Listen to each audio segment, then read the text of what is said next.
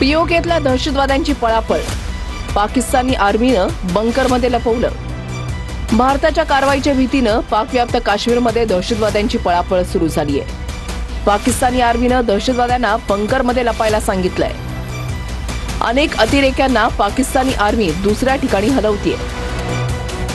भारताकडून पीओकेतल्या दहशतवाद्यांच्या तळांवर हल्ल्याची भीती पाकिस्तानी आर्मीला वाटतेय।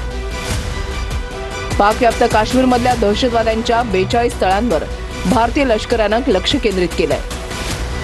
पीओकेतल्या 42 तळांवर शेकडो अतिरेकी असल्याची माहिती सुरक्षा यंत्रणांकडे आहे। या अतिरेक्यांमध्ये लष्कर-ए-तोयबा आणि जैश-ए-मोहम्मदचे अतिरेकी सामील आहेत। याच पीओकेत 5 फेब्रुवारीला दहशतवाद्यांचा मोठा मेळावा झाला होता। पहलगाम हल्ल्याचा मास्टरमाइंड सैफुल्लानं याच मेळाव्यात कट रचल्याचं म्हटलं जातंय। या मेळाव्यात जगभरातील अतिरेकी आले, ज्यात हमासचे अतिरेकी खास पाहुणे होते। मोस्ट वॉन्टेड हाफिज सईदचा मुलगाही मेळाव्यातल्या स्टेजवर होता। याच मेळाव्यात अतिरेक्यांनी भारताविरुद्ध आग ओकली होती।